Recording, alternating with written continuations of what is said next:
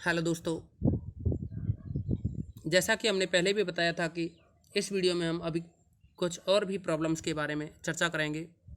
तो देखिए, example number 6 select किया। ये कहा है एक कण एक वक्र में जिसमें एस तथा साई एक साथ शून्य होते हैं। यानी कहने का मतलब ये है, जब एस जीरो होगा उसी समय साई जीरो होगा, या ये कहते हैं जब साई जीरो होगा उसी समय एस भी जीरो होगा। एस यानी चाप की लंबाई तभी जीरो होगी जब जो स्पर्श रेखीय कोण है वो जीरो है। अब देखिए, एक कण एक वक्र में अचर वेग स्मॉल v, यानी वेग जो v है वो अचर है, से चलता है। यदि किसी बिंदु पर त्वरण v square upon C S square plus C square हो तो वक्र का नैज समीकरण ज्ञात करो। नैज समीकरण देखिए, मैंने आपको कहा था यहाँ जो नैज समीकरण बनेगा ना इस कंडीशन के अकॉर्डिंग वो आएगा सी टेन साई, कैटनरी का बनेगा। इसीलिए आप लोगों को हमने कहा था कि कैटनरी के इक्वेशन को याद भी रख लेना, नहीं भी रखें तो भी सॉल्व होके आ जाएगा ये। पर यह कि कुछ चीज़ें ऐसी होती हैं जो याद रहती हैं तो अच्छी बात है।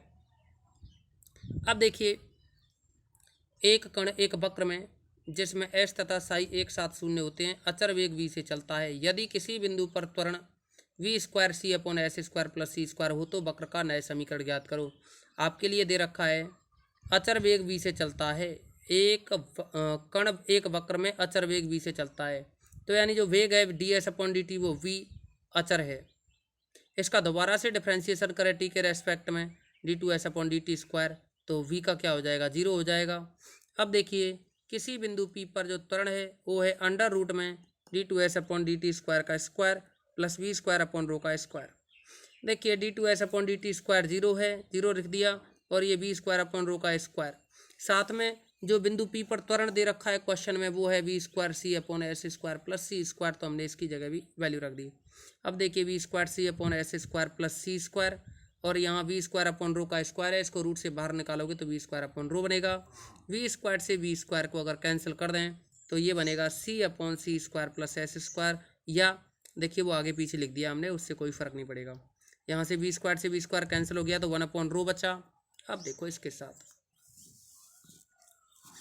यह जो वन अपॉन रो बचा है, तो देखिए सी और यहाँ सी स्क्वायर प्लस एस स्क्वायर, और रो की जो वैल्यू होती है पिछले सभी क्वेश्चंस में काम आई है ये रो की value D S upon D Sai. तो फिर यहाँ वन अपॉन रो निकालें तो यह बनेगा D psi upon D S, व्युत्क्रम कर देंगे तो देखना D psi upon D S की वैल्यू क्या है, वन अपॉन रो। तो यहाँ जो वन अपॉन रो है, वन अपॉन रो की वैल्यू क्या लिख दी, D psi upon D S. अब देखो, जो सेपरेशन ऑफ वेरिएबल से हम इंटीग्रेशन करते हैं तो एस वाले एक तरफ होने चाहिए, साई वाले दूसरी तरफ, तो ये डी एस है, डी एस को इधर ले आए हम, तो सी डी एस हो गया अपॉन में सी स्क्वायर प्लस एस स्क्वायर, और साथ में ये डी साई। अब इसका इंटीग्रेशन करें तो यह बनेगा, इंटीग्रेशन का सिंबल लगाया बस हमने और कुछ नहीं किया।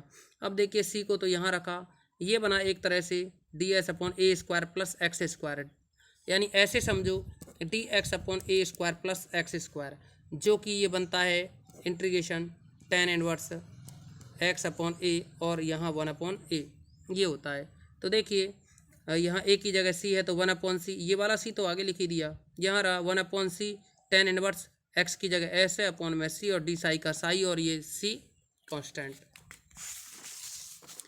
अब देखिए, सी से सी कैंसिल हो गया, tan inverse S upon C equal to psi plus C बचेगा, जैसा कि यहाँ लिखा हुआ है tan inverse S upon C equal to psi plus सी।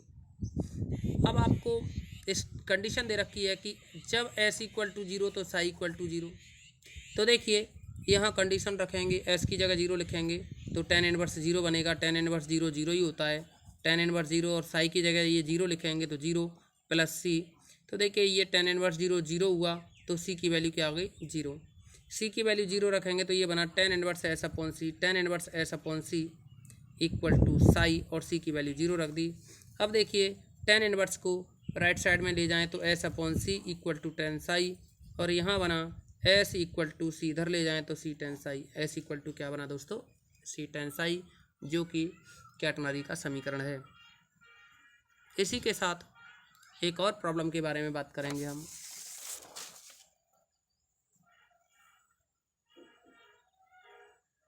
देखिए ये दे रखी है प्रॉब्लम, एग्जाम्पल नंबर 8 है, अच्छा एग्जाम्पल है ये।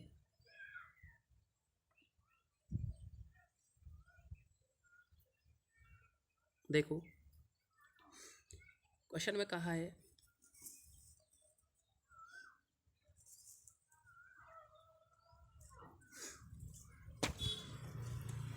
एक कण ए त्रिज्या के वृत्त में ऐसे चलता है कि उसका स्पर्शरेखीय त्वरण उसके अभिलंबिक त्वरण का सदैव के गुना रहता है। यानी क्वेश्चन में जो दिया है वो है स्पर्शरेखीय जो त्वरण है वो अभिलंबिक त्वरण का के गुना है। इस तरह से स्पर्शरेखीय त्वरण अभिलंबिक त्वरण का के गुना है, यानी अभिलंबिक त्वरण में के से गुणा कर दें तो वो स्पर्शरेखीय त्वरण के बराबर है, ये कहा है प्रश्नानुसार। और क्या है देखो एक बार और पढ़ते हैं। एक कण स्मॉल ए त्रिज्या के वृत्त में ऐसे चलता है। हमने क्या किया, यहाँ स्मॉल ए त्रिज्या का एक वृत्त बनाया। ये देखिए कोई वृत्त है, त्रिज्या है इसकी स्मॉल ए। अब इसकी जो त्रिज्या स्मॉल ए है उसके अकॉर्डिंग और भी कुछ का है। एक कण स्मॉल ए त्रिज्या के वृत्त में ऐसे चलता है कि उसका स्पर्शरेखीय त्वरण उसके अभिलंबिक त्वरण का सदैव के गुना रहता है। अब यहाँ से आगे देखो, यदि किसी बिंदु पर उसकी चाल यू हो, तो हमने ये वृत्त पर कोई बिंदु ए मान लिया, तो यहाँ ए पॉइंट पर जो चाल है वो क्या है यू। तो सिद्ध करो कि वह उसी बिंदु पर ए अपॉन के यू 1 माइनस ई की पावर माइनस 2 के पाई या 2 पाई के समय पश्चात लौट आएगा। यानी क्वेश्चन में जो कहा है वो कहा है कि अगर जो कण है वो बिंदु ए से चले और जाने के बाद इस जैसे ए से गया, कुछ समय बाद ये पी पॉइंट पे पहुंच गया और पी पॉइंट पे जैसे ही पहुंचा तो कोण क्या बनाया इसने, थीटा। लेकिन पी पे चलने के बाद ज़रूरी नहीं है, उसने कहा है आगे क्वेश्चन में कि ये ए से गया, जाते जाते वृत्त की परिधि पे एक पूरा राउंड लगाया, राउंड लगाने के बाद में ए पे ही आया, तो वो इतने समय पश्चात लौट आएगा। यानी ये समय निकालना है हमें, ए अपॉन के यू 1 माइनस ई की पावर माइनस 2 के पाई, ये प्रूव करना है। तो देखिए माना कण स्मॉल यू वेग से वृत्त के बिंदु ए से प्रारंभ होकर बिंदु पी पर जाता है, जहाँ कोण ए ओ पी बराबर थीटा है और चाप जो ए पी है वो क्या है एस, यानी ए से लेकर के पी तक जो चाप है वो कितना है एस। तो थीटा इक्वल टू क्या बनेगा, कोण बराबर होता है चाप बटे त्रिज्या। तो कोण थीटा बराबर चाप कितना है ये एस अपॉन त्रिज्या कितनी है ए। तो एस बराबर क्या आएगा, बस गुणा करें तो A theta, S equal to A theta. एक कंडीशन होती है वृत्त के लिए, और वृत्त के लिए जो कंडीशन होती है वो ये है कि जो वक्रता त्रिज्या रो निकालते हैं, रो यानी ये रो निकालते हैं D S upon D Sai, वह हमेशा वृत्त की त्रिज्या के बराबर ही आता है वृत्त के लिए। क्या कहा आपको हमने कि वृत्त के लिए ही ये होता है और किसी के लिए नहीं होता, यानी वृत्त की त्रिज्या वक्रता त्रिज्या के बराबर ही होती है। देखिए वक्रता शब्द की बात करें हम तो वक्रता का मतलब होता है किसी वक्र में झुकाव कितना है, किसी वक्र में झुकाव कितना है। तो पूरा तो ये एक सिस्टमेटिक है कि जैसे वक्रता त्रिज्या के लिए तुम तो यहाँ फॉर्मूला ही याद रखो, वैसे फर्स्ट ईयर की बुक में पूरा दे रखा है, यहाँ आपको ऐसा कुछ नहीं याद रखने की जरूरत। यानी बाकी का फिर तो मैं पूरी थ्योरी समझनी होगी वक्रता त्रिज्या के लिए। आप इतना ही याद रखो हमने जो फॉर्मूले काम में लिए हैं, और एक ये बताया आपके लिए कि वृत्त के लिए जो वक्रता त्रिज्या होती है रो, वह वृत्त की त्रिज्या के बराबर होती है।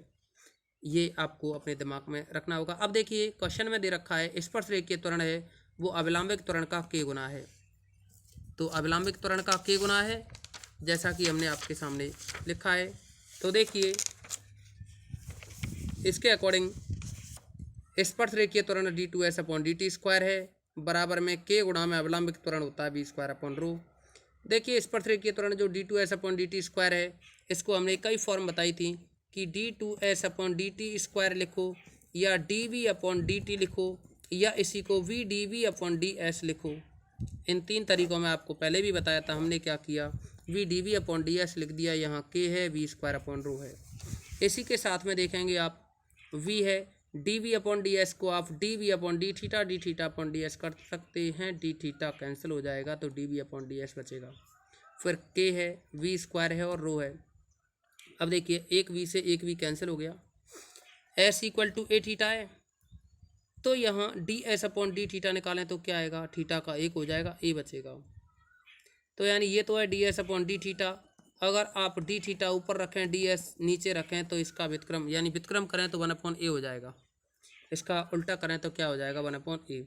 तो यहाँ हमने D theta upon D S की वैल्यू रख दी 1 ए, इसकी जगह 1 ए है और ये D V upon D theta equal to में कितना के, ऊपर वी है नीचे रो, रो का मान क्या है वृत्त के लिए ए, त्रिज्या के बराबर बताया हमने थोड़े समय पहले ही। अब देखिए यहाँ ए है, इस ए से ये ए कैंसिल हो जाएगा, ये बच्चा D V upon D theta equal to K into V. D V के नीचे वी लाओगे तो D V upon V equal to K और डी थीटा इधर ले जाएंगे राइट साइड में। जैसे इसका इंटीग्रेशन करेंगे तो इंटीग्रेशन का सिंबल लगाया है बस हमने दोनों साइड में। अब देखो डी वी अपॉन वी का लॉग भी होगा के डी थीटा का थीटा प्लस का कांस्टेंट। अब देखो प्रारंभ में कंडीशन लगाएंगे कि प्रारंभ में ध्यान देंगे आप लोग, ये जो डायग्राम था ए पॉइंट पर वेग कितना है 0। देखिए पी कण जब ए पॉइंट पर ही है तो ये एंगल कितना होगा थीटा, थीटा 0 होगा और वेग क्या होगा इस समय u प्रारंभ में।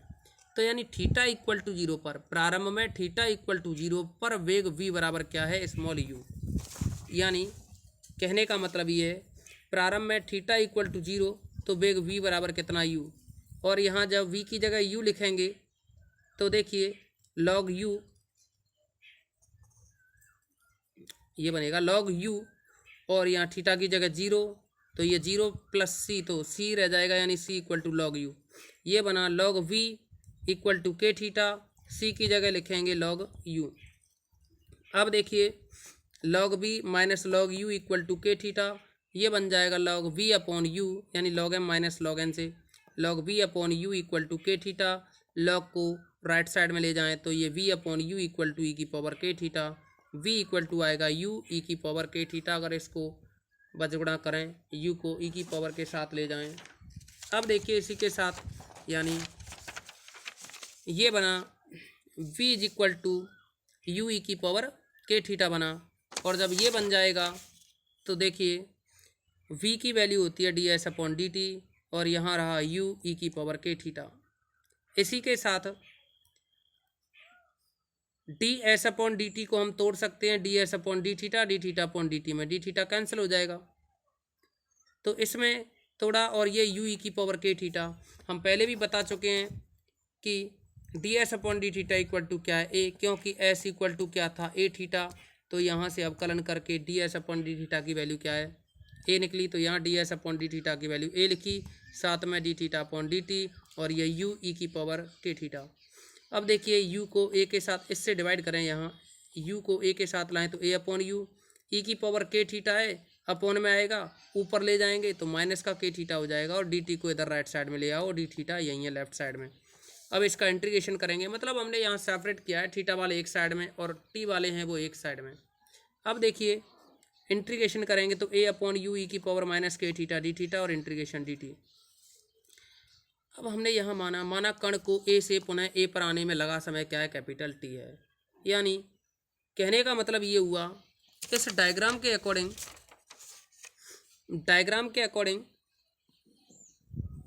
जब कण a पॉइंट पे था तो वेग स्मॉल u था, a पॉइंट पे वेग क्या है स्मॉल u है।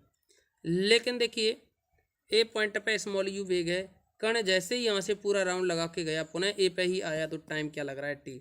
स्टार्टिंग में टाइम t इक्वल टू क्या है स्मॉल t इक्वल टू 0, और जब पूरा टाइम यानी लगा एक राउंड पूरा करने में तो स्मॉल t इक्वल टू कितना है कैपिटल T। और देखिए थीटा क्या होगा, यहाँ जो थीटा बना हुआ था ये p पॉइंट था, तो ये थीटा बना हुआ था स्टार्टिंग में, जब p a पर है तो थीटा की वैल्यू क्या होगी 0, और जब पूरा राउंड लगाएगा तो थीटा की वैल्यू क्या होगी 2 पाई। तो कहने का मतलब ये है माना कण को a से पुनः a पर आने में लगा समय कैपिटल T है, तब थीटा इक्वल टू 0 से theta equal to 2 pi limit होगी, और t की जो लिमिट होगी वो t बराबर 0 से कैपिटल T होगी। ये इन लिमिटों को अगर हम काम में लें तो यह बन जाएगा 0 से लेकर के 2 पाई, और यानी हमने लिमिट लगाई है बस यहाँ ऊपर जो इक्वेशन दे रखा है इसी में लिमिट लगाई है। यहाँ थीटा की तो लिमिट 0 से 2 पाई लगा दी, डी टी की लिमिट, टी की लिमिट हो गई 0 से टी।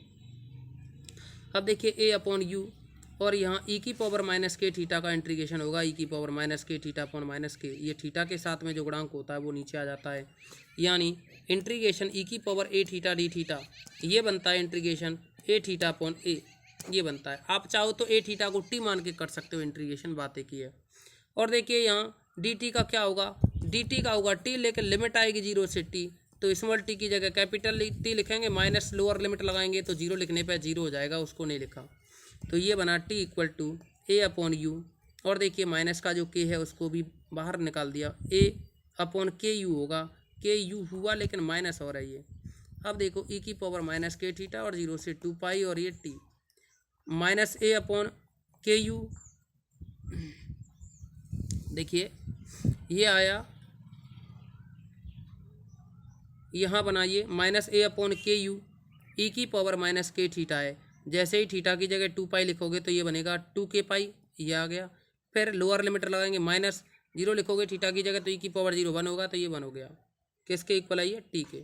अब देखिए टी इज इक्वल टू, और आप देखेंगे अगर हम माइनस से गुणा कर दें इधर तो माइनस माइनस प्लस 1 होगा तो 1 लिखा, और जो माइनस का गुणा यहाँ करेंगे तो ये माइनस ई की पावर माइनस 2 के पाई, ये बनेगा ए अपॉन के यू। तो दोस्तों उम्मीद करते हैं इस वीडियो में जो समझाया गया है आप लोगों की समझ में आया होगा। इस पर आधारित और भी कुछ प्रॉब्लम्स आप करेंगे, कुछ क्या जितनी भी प्रॉब्लम्स आप कर सकें उतनी करें, ठीक है। आज के लिए तो इतना ही।